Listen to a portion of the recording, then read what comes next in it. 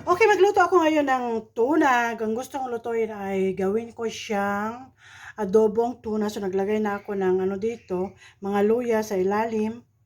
Nahugasan ko ang tuna at nilagyan ko na rin ng bawang na pinitpit at saka, ito, paminta. So, ilagay ko rin ng ganyan.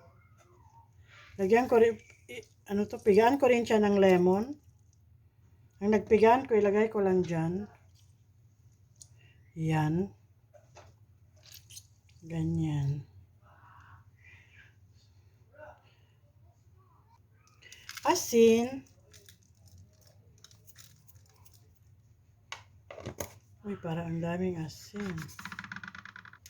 At dahil adobo, lagyan na rin natin siya ng dahon ng laurel.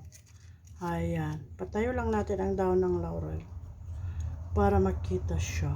Ayan. Lagyan na natin ang dahon ng laurel. So, dahil adobo, lagyan din natin ng toyo. Diba? At para maluto, lagyan din natin siya ng tubig. At para hindi rin siya masyadong dry, lagyan din siya ng kunting mantika.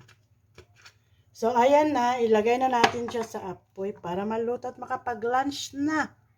So, ayan. Nakapwesto na siya. Yun na natin ang apoy. Ayan na. So, hintayin na lang natin siyang maluto.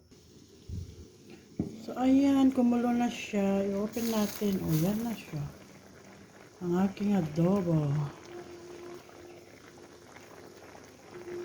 Ayan. So, i-close natin kasi hindi pa siya luto at kailangan mabawasan na ang kanyang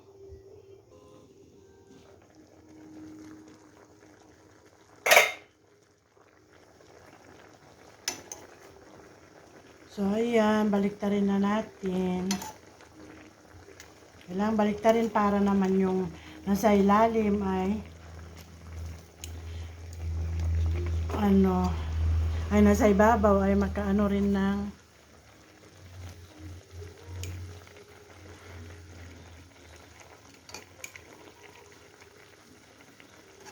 para hindi masyadong halang ay manghang.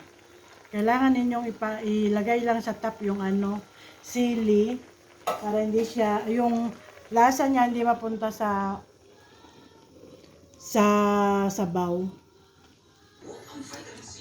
Ayan, luto na siya. So, thank you for watching. Yan.